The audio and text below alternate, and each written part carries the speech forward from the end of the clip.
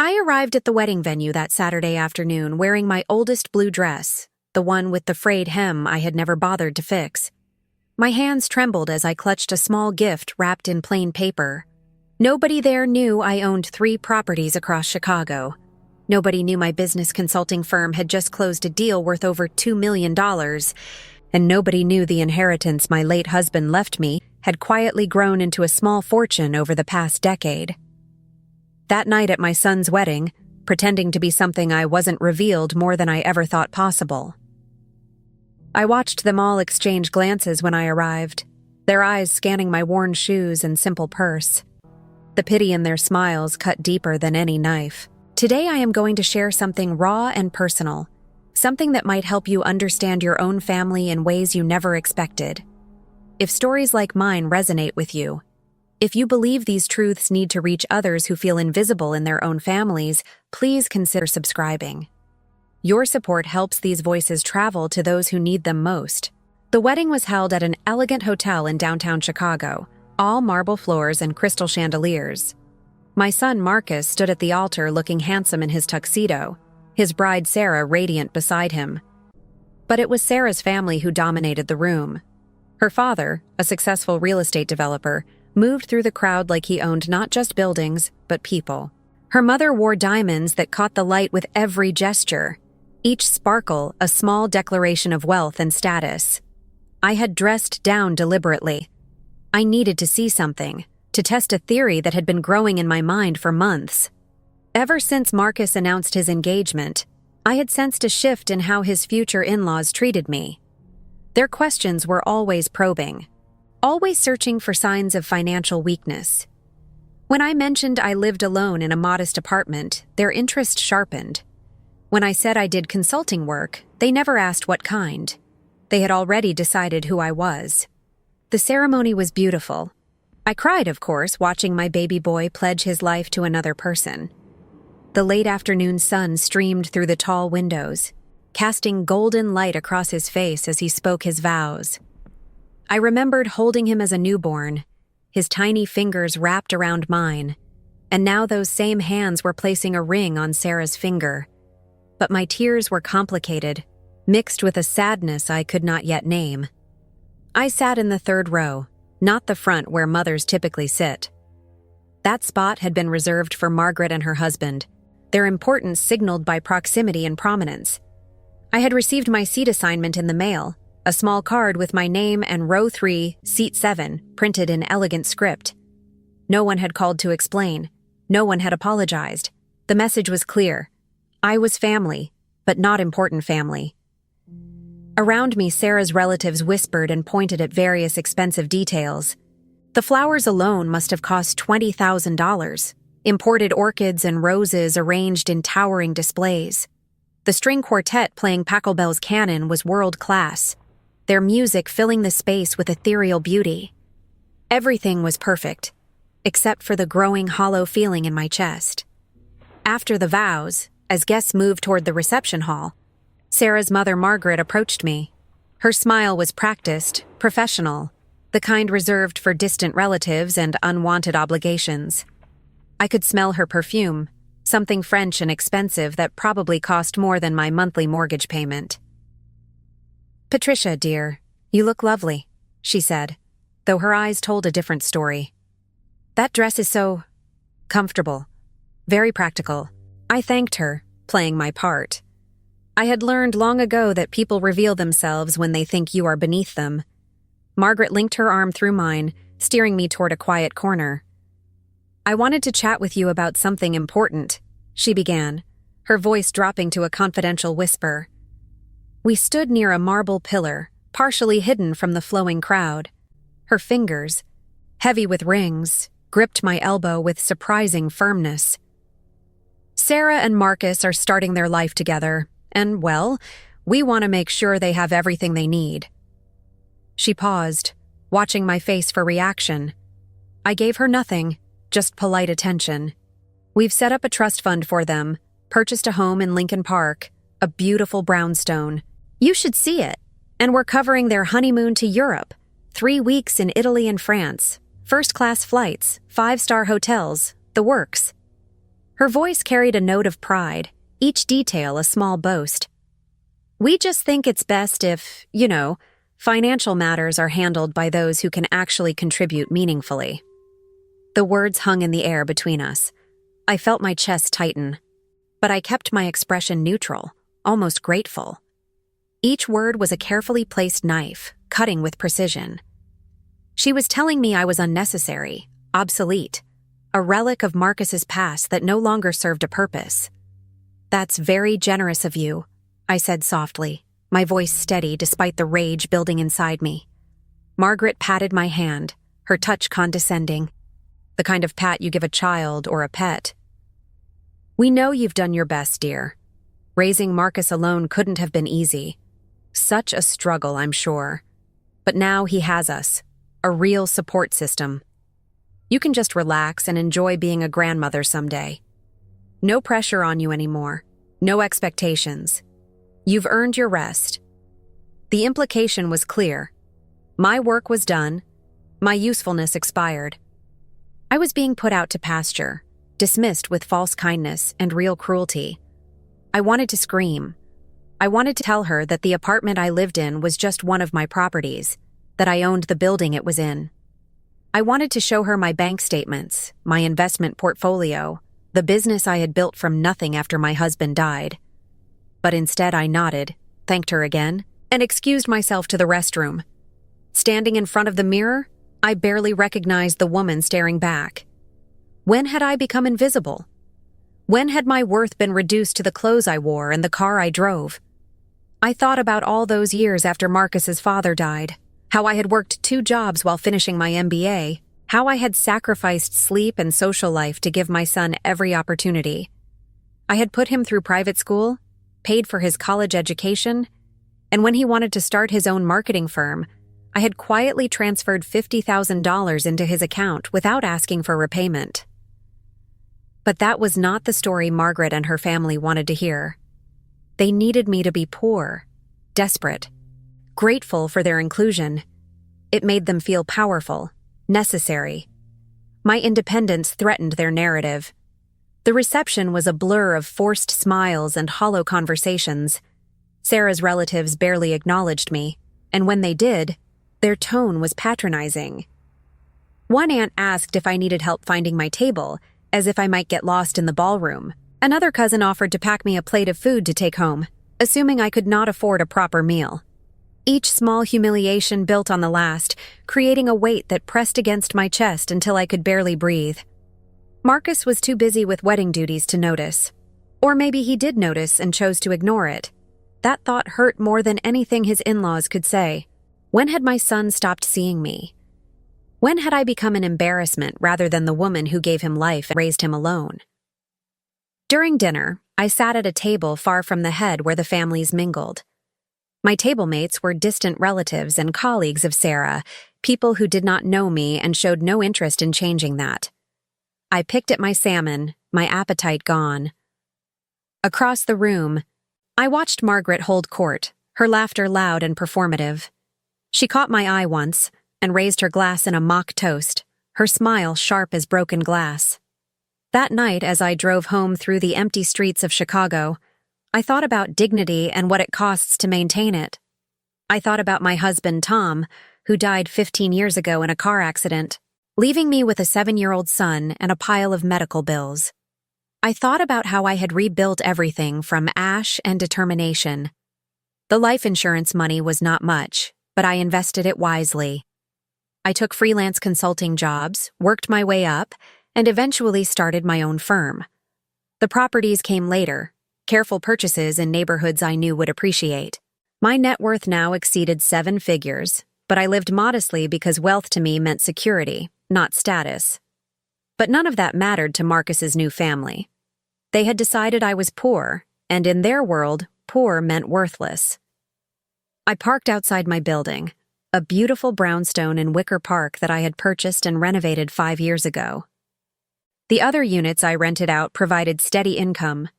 I climbed the stairs to my apartment, unlocked the door, and stepped into my quiet sanctuary. The apartment was small but elegant, filled with books and art I had collected over the years. I made tea and sat by the window, watching the city lights flicker in the distance. My phone buzzed with a text from Marcus. "Thanks for coming, Mom.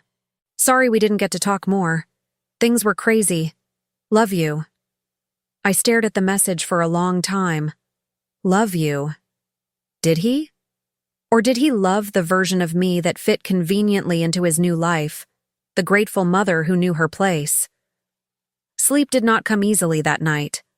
I lay in bed replaying every interaction, every subtle slight, every moment of manufactured pity. And somewhere in the dark hours before dawn, something shifted inside me.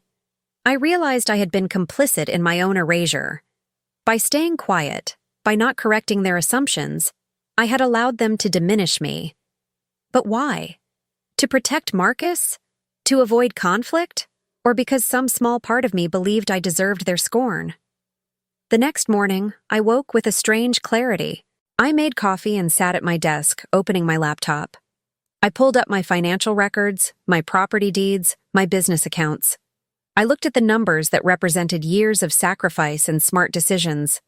This was my truth, the story of who I really was.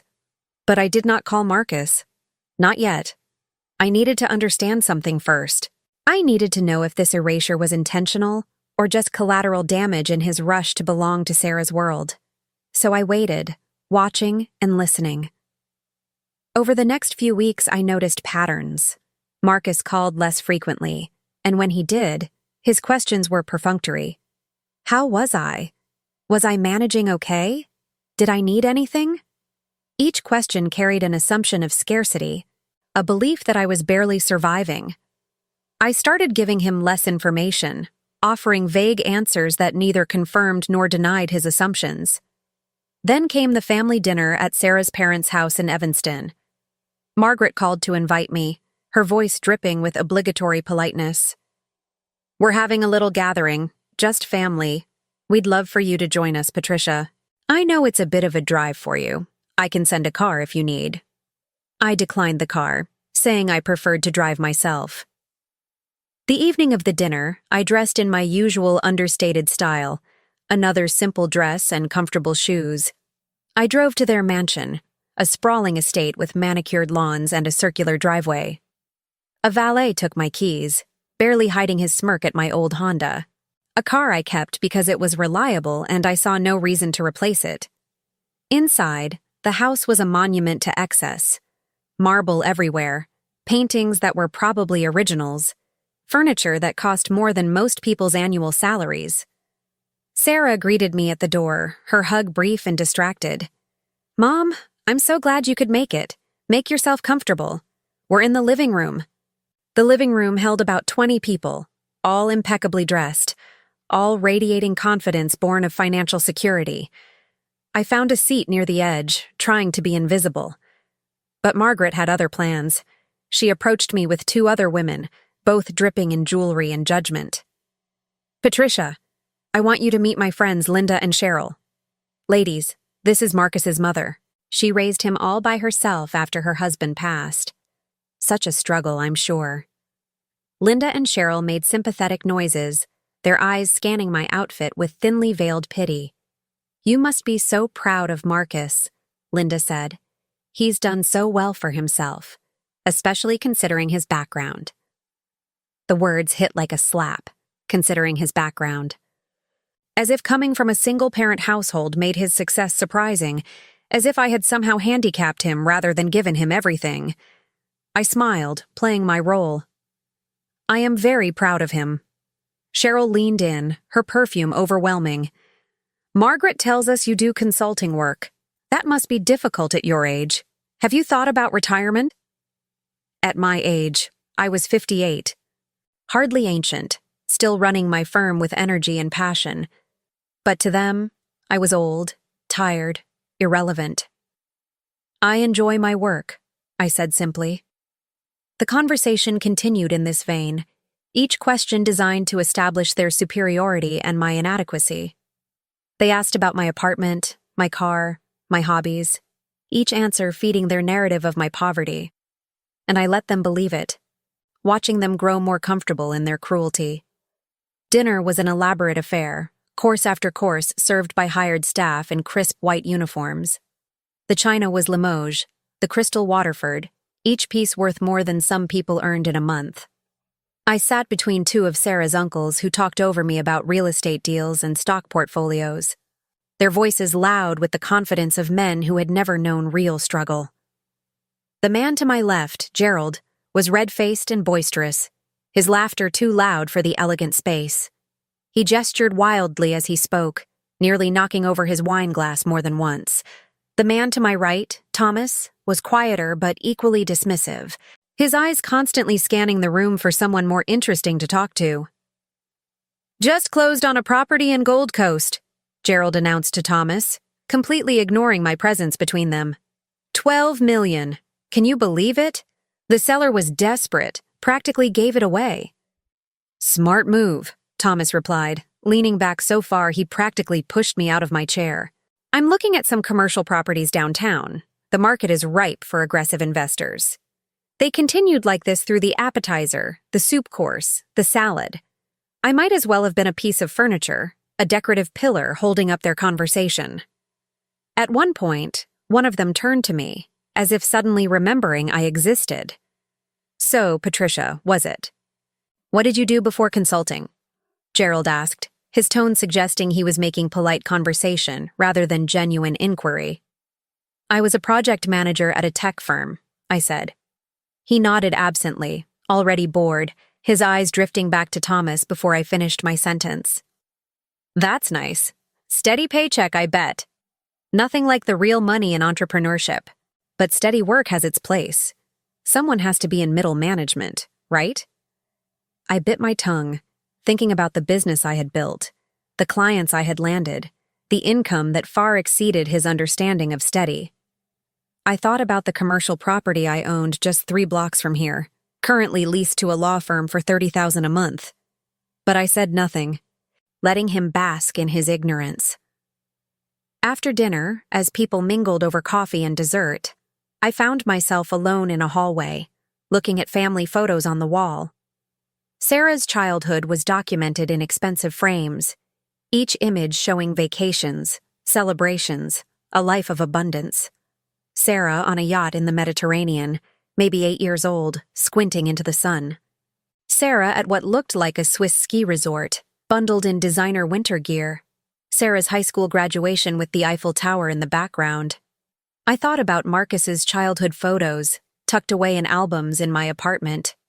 Birthday parties at public parks, school plays, little league games. We had been happy with less, or so I thought. Marcus found me there, his hand on my shoulder making me jump slightly. "You okay, Mom?" I turned to face him, searching his eyes for some sign of the boy I raised. The man before me looked tired under his happiness, the stress of the day showing in the tension around his mouth. "I'm fine, honey. Just admiring the photos. Sarah had quite a childhood." He glanced at them, then back at me, and something flickered in his expression. Pride? Envy? "Sarah's family really knows how to live, huh? I'm lucky to be part of this. To give my kids the kind of life she had." Lucky. As if his old life, our life, had been something to escape. I felt something crack inside me, a fissure that had been forming for months finally breaking through. The boy who used to help me clip coupons, who understood why we shopped at thrift stores and considered eating out a special treat. Where had he gone? "Marcus, do you remember when you were 10 and wanted to go to space camp?" My voice came out quieter than I intended. "I worked overtime for 3 months to afford it. Double shifts at the consulting firm, plus weekend projects. I was so exhausted I could barely stand. But you came home with stars in your eyes talking about becoming an astronaut. You told me I was the best mom in the world." He smiled, but it was distracted, his eyes already drifting back toward the party noise. "Yeah, that was fun. You were great, Mom. You did your best with what you had." With what I had, as if it hadn't been enough. As if Sarah's ski trips and yacht vacations were somehow more valuable than the sacrifices I made. "Look, Mom, I should get back to the guests. Sarah's dad wants to introduce me to some business contacts. We'll talk soon, okay? Maybe lunch next week? He kissed my cheek, the gesture perfunctory, automatic. Then he disappeared back into the crowd, his tuxedo swallowed by the sea of expensive suits and designer dresses. I stood there alone, the weight of my invisibility crushing me.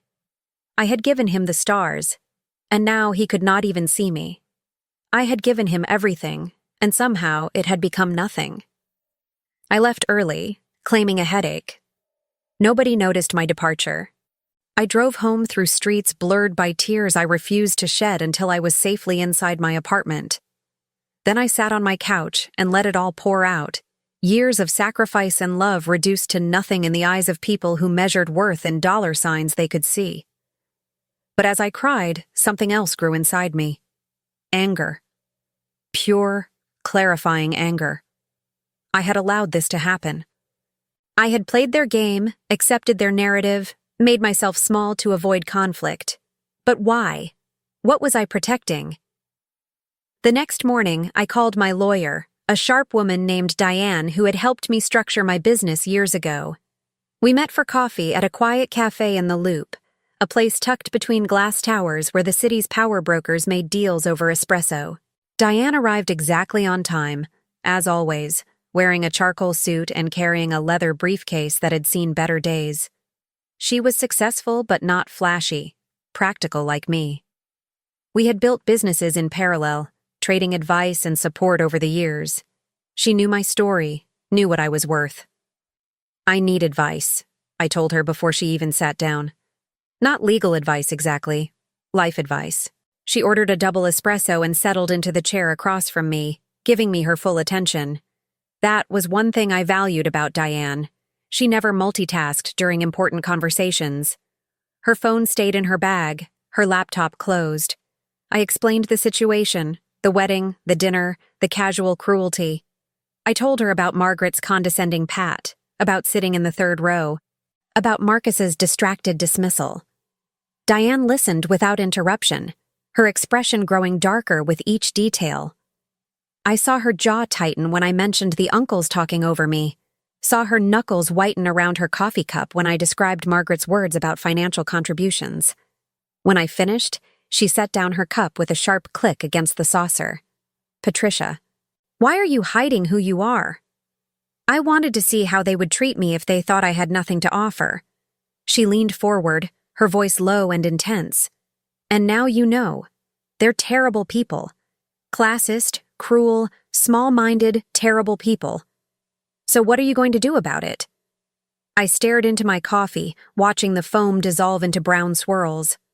I don't know. Part of me wants to tell them the truth, show them who I really am.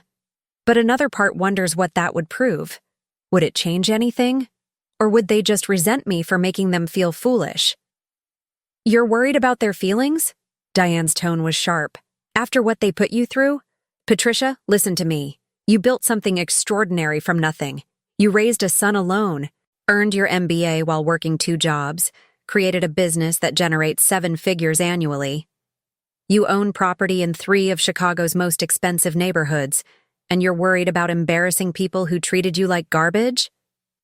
That question haunted me for days. What was I going to do? I could continue playing the role they had assigned me, the poor, grateful mother-in-law who knew her place.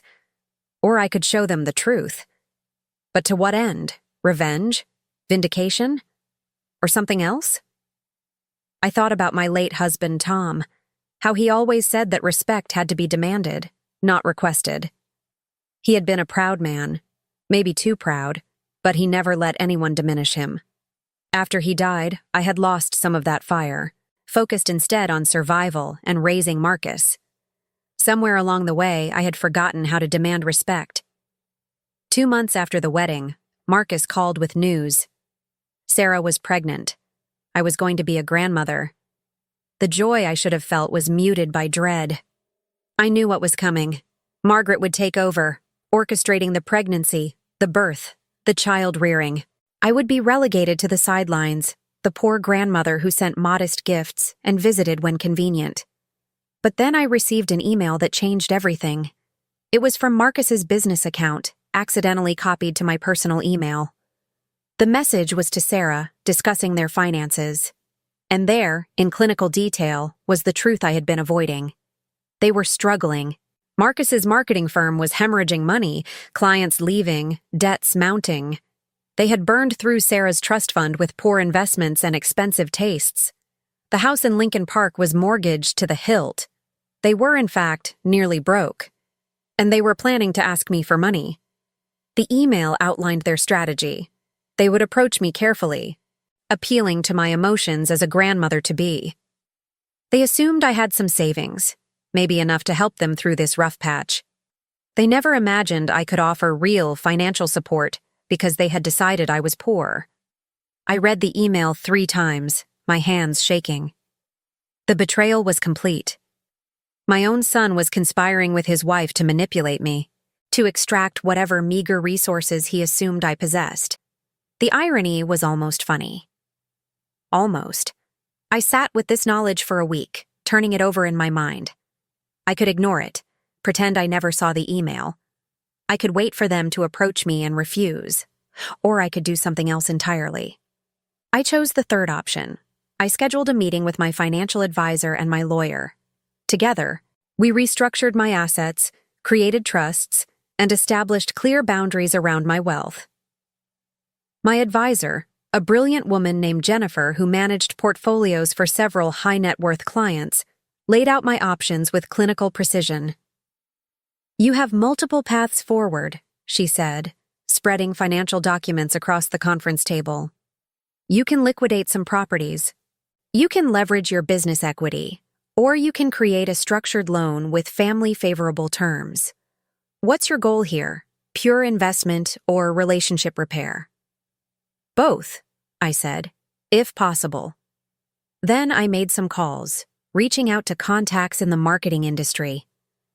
I learned that Marcus's firm was indeed in trouble, but it was salvageable with the right guidance and capital infusion. One contact, a marketing director I had worked with years ago, gave me the full picture. "Marcus is talented," she told me, "but he's in over his head. He took bad advice, hired too fast, overpromised to clients. It's fixable, but he needs someone with real business sense to guide him. He needs structure, discipline, and about $200,000 in capital to stabilize operations." $200,000. I had that in one of my investment accounts, earning modest returns. I could move it tomorrow if I wanted. The question was whether I wanted to. Then I called Marcus and invited him to lunch, just the two of us. We met at a quiet restaurant in River North, the kind of place where business deals were made over expensive steaks. The hostess recognized me. I had closed several client deals here, and showed us to a private booth near the back. Marcus looked tired, the stress evident in the lines around his eyes. There were new wrinkles I hadn't noticed before, a tightness around his mouth that spoke of sleepless nights and mounting pressure. We ordered, made small talk about the pregnancy, Sarah's cravings, nursery colors. He told me about the spare room they were converting, the paint colors they were considering, the expensive crib Sarah's mother had already purchased. "She wants to be very involved," he said, and I heard something in his voice. Gratitude or resignation? I let him talk, watching the waiter pour water, watching other diners cut into their steaks. The restaurant hummed with quiet conversations, the kind of restrained business atmosphere where people made million-dollar decisions while discussing the weather. Then I set down my fork and looked at my son. Really looked at him, the way I used to when he was young and I could still read every emotion on his face. "Marcus, I need to tell you something. I received an email meant for Sarah. You accidentally copied me on it. I know about your financial situation." His face went pale, then red, the color rising from his collar to his hairline. His hand trembled slightly as he reached for his water glass. "Mom, I can explain." I held up my hand. "Let me finish. I know you're struggling. I know the firm is hemorrhaging money. I know about the bad investments, the mounting debts, the clients leaving. I know you plan to ask me for help, and I understand why you thought I might have a little saved up." He looked down, shame and desperation warring on his features. When he spoke, his voice was barely above a whisper. "I didn't want you to worry. We were going to figure it out." By manipulating me? By appealing to my emotions as a grandmother-to-be? The words came out sharper than I intended, but I didn't soften them. His head snapped up.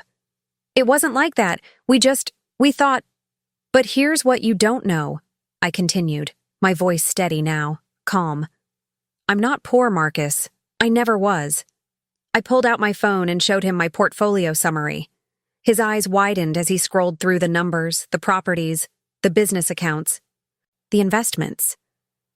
How? When did you? I've been building this for 15 years, since your father died. I lived modestly because I didn't need to prove anything to anyone, but apparently that was a mistake. It allowed you and your new family to decide I was worthless. Tears filled his eyes. Mom, I never thought you were worthless. Sarah's family has so much, and I wanted to fit in. I wanted to give her the life she was used to. By erasing me?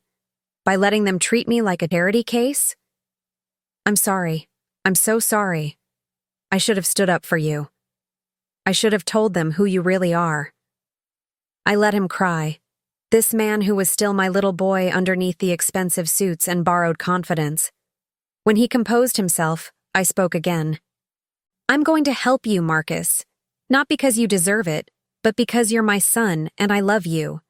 But there are conditions. I outlined my terms. I would invest in his business, provide the capital he needed to stabilize and grow. But he would have to work with my advisors, follow their guidance, and prove he could manage money responsibly. More importantly, he would have to tell Sarah's family the truth about me. All of it. I won't be invisible anymore, I said. I won't play the role of the poor, grateful mother. You either accept me as I am, or we're done. Marcus nodded, his relief palpable. Anything, Mom. I'll do anything. We finished lunch in near silence, the weight of years of misunderstanding hanging between us. As we left the restaurant, he hugged me, really hugged me, the way he used to when he was young. I love you, Mom, and I'm going to make this right. I wanted to believe him. But trust, once broken, is not easily repaired. The confrontation with Sarah's family happened 2 weeks later, at their house in Evanston. Marcus had called a family meeting, telling them he had important news. I spent the morning preparing, choosing my outfit with deliberate care. I arrived dressed differently this time, in a tailored Armani suit I had purchased in New York 3 years ago, paired with my good jewelry, the pieces I rarely wore but had inherited from my mother. The diamond earrings alone were worth $30,000. My shoes were Ferragamo, my bag Hermes. Not to show off, but to signal that I was done playing their game. I pulled up to their mansion in my old Honda, enjoying the irony. The valet's smirk when he took my keys was predictable, his judgment automatic. I wanted to tell him I could buy his employer's house with cash, but I simply smiled and walked toward the entrance. Margaret's eyes widened when she saw me, confusion flickering across her face. Her gaze traveled from my shoes to my jewelry, lingering on the earrings, calculating their worth. I saw the exact moment recognition hit. These were real, not costume pieces. Patricia, you look different. I wanted to look my best for this conversation, I said calmly, my voice carrying a confidence I had deliberately suppressed at the wedding. We gathered in the living room, the same room where they had discussed my poverty and irrelevance just months ago. The afternoon light slanted through the tall windows, illuminating the dust motes floating in the air. About 15 people assembled. Margaret and her husband Richard, Sarah's siblings and their spouses, a few close relatives. Everyone was curious, concerned. Marcus had been deliberately vague about the meeting's purpose. Marcus stood at the center, Sarah beside him, her hand protectively on her small belly. She was showing now, just barely, the curve visible under her silk blouse. I watched them both, these children playing at adult life, about to face consequences they didn't understand. Thank you all for coming, Marcus began, his voice shaking slightly. He cleared his throat, steadied himself. I have something to share, and I need everyone to listen without interrupting. The room fell silent, expectant. Margaret leaned forward in her chair, her expression already preparing for whatever crisis was coming. He told them about his business troubles, his mounting debts, his failed investments. With each revelation, I watched the room's energy shift. Sarah's father's face grew redder with each word, his hands gripping the arms of his chair. Margaret's mouth formed a thin line of disapproval. Others exchanged glances, whispers barely suppressed. "How much are we talking about?" Richard finally interrupted, unable to contain himself. "About 300,000 in total debt," Marcus admitted. "Maybe more, depending on client penalties." The number landed like a bomb. Gasps, sharp intakes of breath, someone muttering, "Jesus Christ," under their breath. Then Marcus dropped the real bomb. "My mother has agreed to invest in my company and help me restructure my finances. She has the capital and the expertise to save what I've built." Margaret laughed, a sharp, disbelieving sound. "Your mother?" "Marcus, sweetie, I'm sure she means well, but—" "My mother," Marcus interrupted, "is worth over $3 million. She owns multiple properties, runs a successful consulting firm, and has been managing her wealth for years. Everything you assumed about her was wrong." The silence that followed was deafening. I watched their faces cycle through shock, disbelief, anger, and finally, embarrassment. Margaret's mouth opened and closed like a fish gasping for air. Sarah's father found his voice first. "That's impossible, we checked. We looked into your background when Sarah said she was getting serious with Marcus. There was nothing about wealth." "Because I value privacy," I said, speaking for the first time. "I don't advertise my net worth. I don't need to prove anything to strangers." "But I'm not a stranger anymore, am I? I'm family. And you all decided what kind of family member I was without ever asking me." Margaret's composure cracked. "This is ridiculous. Why would you pretend to be poor? What kind of person does that?" "I didn't pretend anything. You assumed. You saw what you wanted to see. And when I didn't correct you, you took that as confirmation of my worthlessness. Every question you asked was designed to establish your superiority. Every interaction was an exercise in humiliation. So yes, I let you believe what you wanted. I wanted to see who you really were." "This is manipulation," Sarah's father said, his voice hard. "You played games with us." "No," I replied evenly. "You played games with me. You measured my worth by my clothes and my car. You decided I was a burden to be managed. You spoke about me in pitying tones while planning to sideline me from my own grandchild's life. Don't talk to me about manipulation." Sarah stepped forward, tears streaming down her face. "I didn't know. I swear I didn't know they were treating you that way." I looked at her, this young woman carrying my grandchild. "Maybe you didn't actively participate, Sarah, but you didn't stop it either. You benefited from their narrative. It made your life easier to have a mother-in-law who required nothing from you." The meeting deteriorated from there, voices raised, accusations flying. But I remained calm, centered in my truth.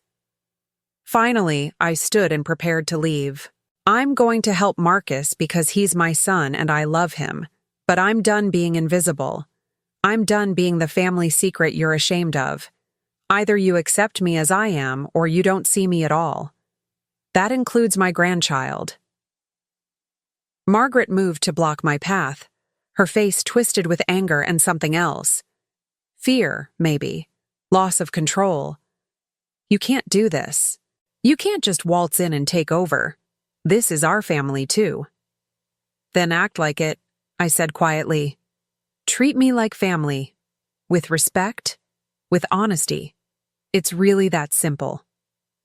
I left them there, stunned and reeling.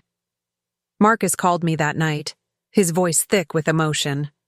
"Sarah's parents are furious. They're saying terrible things about you, about us." "Let them," I said. "Their anger is their problem, not mine." Over the following weeks, the dynamics shifted seismically. Marcus began working with my financial advisors. learning to manage money responsibly for the first time in his adult life. His business stabilized, then started to grow. Sarah, to her credit, reached out to me privately, apologizing for her family's behavior and her own complicity. "I was raised to value wealth above everything," she told me over coffee. "My parents taught me that money equals worth. I never questioned it until now. I'm sorry for being part of that system." I appreciated her honesty, though forgiveness would take time. Trust is earned slowly, especially after it has been shattered. But the real surprise came from Margaret. 3 months after our confrontation, she appeared at my apartment unannounced. I almost didn't let her in, but curiosity won out. She stood in my living room, taking in the art, the books, the quiet elegance of my space. "This is where you live?" "This is one of my properties, yes." She sat without being invited, her hands clasped in her lap. "I've been thinking about what you said, about how we treated you, and I realize I owe you an apology." "Go on," I said, not making it easy for her. "My whole life, I've used money as a weapon, to control people, to establish dominance. When I saw you at the wedding in that old dress, I thought I had you figured out. Poor, desperate, easy to manage. It made me feel powerful to pity you. And now? Now I realize I was projecting. My worth is tied up in my wealth because I have nothing else. No real accomplishments, no skills beyond spending my husband's money. You built something from nothing. You raised a good man alone. You created wealth through intelligence and hard work. I've done none of those things, and that terrifies me." I studied her, this woman who had caused me such pain. Her confession was real. I could see that, but it did not erase the hurt. "Margaret, I appreciate your honesty, but an apology doesn't undo months of humiliation. It doesn't erase the way you tried to make me invisible." "I know, but I'm asking for a chance to do better, for the sake of our grandchild." And there it was, the real reason for her visit. The baby was due in a few months, and she wanted access. I understood the calculation, but I also saw genuine regret in her eyes. "I'll think about it," I said. She nodded and left, leaving me alone with complicated thoughts. My granddaughter was born on a sunny morning in May. I held her in the hospital, this tiny, perfect creature with Marcus's eyes and Sarah's nose. In that moment, all the pain and betrayal felt distant, less important than this new life. Margaret visited later that day, bringing flowers and a tentative smile. We stood on opposite sides of the bassinet, watching the baby sleep. "She's beautiful," Margaret whispered. "She is." "I meant what I said, Patricia, about wanting to do better." I looked at her across my granddaughter's sleeping form. "Then prove it, not with words, with actions." Over the following months, something unexpected happened. Margaret and I developed a cautious friendship. She asked questions about my business, genuinely interested in how I had built it. I shared stories of struggle and triumph, and she listened without judgment. She introduced me to her friends, this time with respect, telling them about my accomplishments. It was not perfect. Old habits die hard, and sometimes I caught glimpses of the woman who had pitied me at the wedding. But she was trying, and I gave her credit for that. Marcus's business flourished under careful management. He paid me back every dollar I invested, plus interest, though I had told him it was not necessary. Pride, he said. He needed to prove he could do it. Sarah became an unlikely ally, using her social connections to bring clients to Marcus's firm. We bonded over the baby, sharing late-night calls about feeding schedules and sleep training. She confessed that her parents' wealth had been a burden, creating expectations she could never meet. "I always felt like I had to live up to this image," she told me. "The perfect daughter of perfect parents. but it was exhausting. You live authentically, and I admire that. A year after the wedding, we gathered again at Margaret's house for my granddaughter's first birthday. But this time, I arrived in my own car, wearing what I wanted, carrying myself with confidence. And this time, when I entered the room, people noticed. They saw me. During the party, as I watched my granddaughter smash her birthday cake with gleeful abandon, Margaret sat beside me. "I've been thinking about what you said, about wealth being a weapon. You were right. I've spent my whole life using money to control people, to make myself feel important. But it's left me empty. What are you going to do about it?" "I'm starting a foundation. For single mothers, women like you who are trying to build something from nothing. I want to help them, really help them. Not with pity, but with resources and respect." I looked at her in surprise. "Margaret, that's wonderful.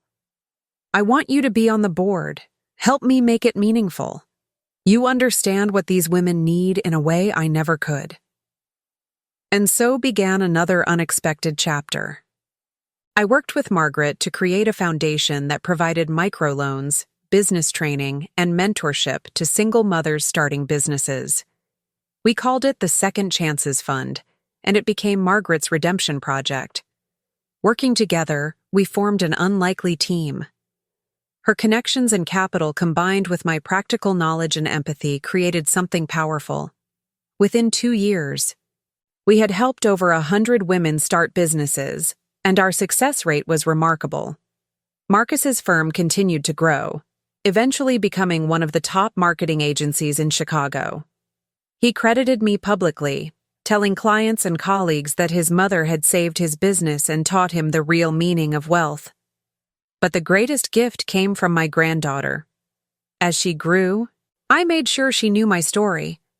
I wanted her to understand that worth is not measured in dollar signs, that respect must be earned and given freely, and that the greatest wealth is knowledge and integrity.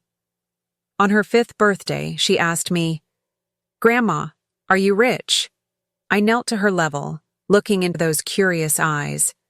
"I have enough money to be comfortable and help people I love, but real richness comes from knowing who you are and not letting anyone make you small." She nodded seriously, processing this. "Grandma Margaret says you're the smartest person she knows." I smiled, thinking about the journey that brought us here. Grandma Margaret and I learned a lot from each other. Now, looking back on that wedding day when I stood in my old dress accepting their pity, I feel grateful. Grateful for the pain that forced me to reclaim my worth. Grateful for the anger that gave me courage. Grateful for the journey that taught me the difference between being invisible and choosing privacy. My relationship with Marcus deepened through honesty. We talked about those years when I sacrificed, about what I gave and what I kept hidden. He apologized for taking me for granted, for accepting his in-laws' narrative without question. "I was dazzled by their world," he admitted. "I forgot where I came from. I forgot who raised me." "You were young," I said. "Young people make mistakes. What matters is that you learned from it." Sarah's father never fully warmed to me, his pride too wounded by the revelation of his misjudgment. But he was civil, polite, and eventually that was enough. I did not need his approval, only his respect. The foundation became my passion, my purpose beyond business. I met women who reminded me of my younger self, struggling to balance motherhood and ambition, facing skepticism from a world that undervalued them. I told them my story, showed them my path, and watched them find their own strength. One woman, a single mother of 3 who started a catering business with our loan, told me, "You gave me more than money. You gave me permission to believe I was worth investing in." That, more than any profit or property, was my true wealth. I think about dignity often now, how it can be stripped away by assumption and cruelty, how it must be defended and reclaimed, how the greatest power is knowing your own worth regardless of who sees it. Margaret and I sometimes laugh about our rough beginning, though the laughter carries echoes of old pain. We created something good from something toxic, and that transformation feels like its own kind of victory. My granddaughter is 7 now, bright and curious and kind.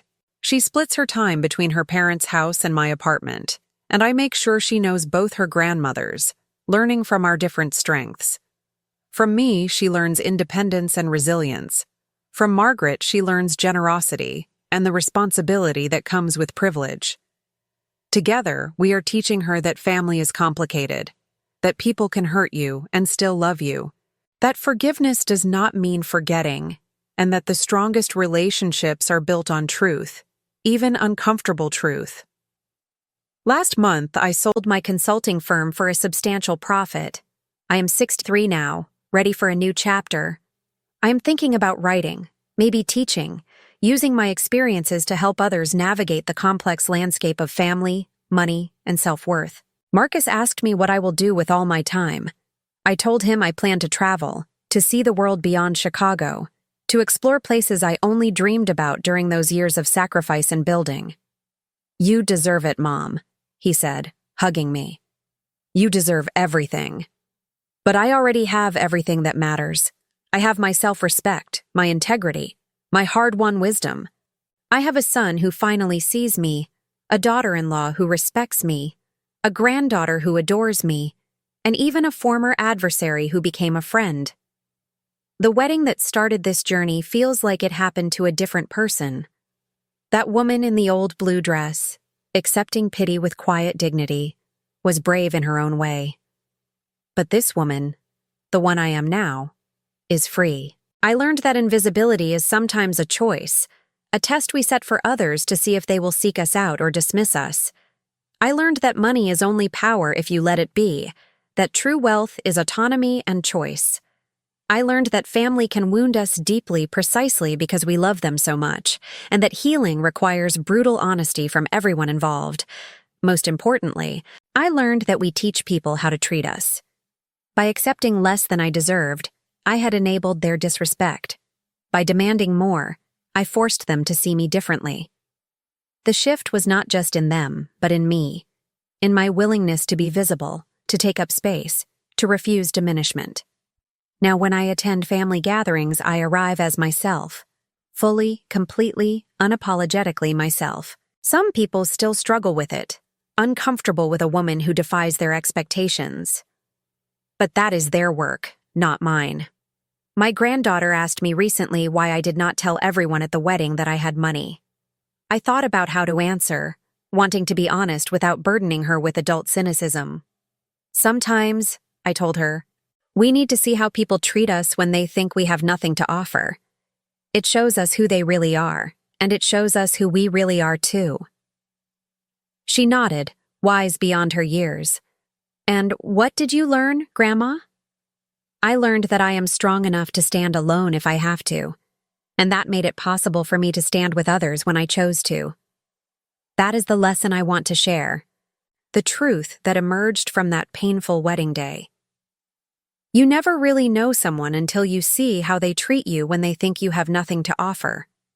But more than that, you never really know yourself until you are forced to choose between acceptance and integrity. I chose integrity. It cost me comfort, safety, the easy path of invisibility, but it gave me something infinitely more valuable: the freedom to be fully myself without apology or explanation. Now I wake each morning in my apartment overlooking Chicago, the city where I rebuilt my life from ashes. I make my coffee, read my newspaper, plan my day. Some days I work with the foundation, mentoring women who remind me why the struggle matters. Some days I spend with my granddaughter, watching her grow into her own person. Some days I simply exist, enjoying the peace of knowing I answered the question of my own worth and the answer was enough. The family dynamics continue to evolve. There are still tensions, still moments when old patterns resurface. But we navigate them with more honesty now, more willingness to confront uncomfortable truths. Marcus calls me his hero, which embarrasses and pleases me in equal measure. Sarah tells her friends about her remarkable mother-in-law who built a fortune from nothing. Margaret introduces me as her partner in the foundation, her voice filled with genuine respect, and I accept it all with quiet grace, neither puffing up with pride nor shrinking from recognition. I am simply Patricia, a woman who survived, who built, who reclaimed her dignity one painful choice at a time. Sometimes I pull out that old blue dress from my closet. I have not thrown it away, though I will never wear it again. It reminds me of who I was willing to be and who I refused to remain. It is a symbol of transformation, of the moment I decided my comfort mattered less than my truth. Life is strange in how it circles back on itself. That wedding I dreaded became the catalyst for profound change. The humiliation I endured became the foundation of my freedom. The family that dismissed me learned to value me, and in doing so, gave me the greatest gift, the confirmation that I was right to demand more. I think about the women in my foundation, the ones just starting their journeys. I tell them my story not to brag but to show possibility. I was 58 when I chose visibility over invisibility, honesty over comfort. It is never too late to reclaim yourself. Your worth is not determined by how others see you, but by how you see yourself. And once you truly know your value, no one can take it from you. They can ignore it, dismiss it, try to diminish it. But they cannot erase what you know to be true. So I ask you this. Have you ever felt invisible in your own family? Have you ever played small to avoid conflict? Accepted less than you deserve to keep the peace? Have you measured your worth by others' perceptions rather than your own truth? If so, know that you are not alone. Know that change is possible at any age, in any circumstance. Know that the courage to be seen, really seen, is one of the greatest gifts you can give yourself. Tell me in the comments, have you experienced something similar? Have you watched someone you love be diminished by family? Have you found the courage to reclaim your worth? And if this story resonated with you, if you believe others need to hear these truths, please like this video and subscribe. Your support helps these messages reach the people who need them most, the ones sitting in quiet rooms wondering if they matter, if they are enough. They are. You are. We all are.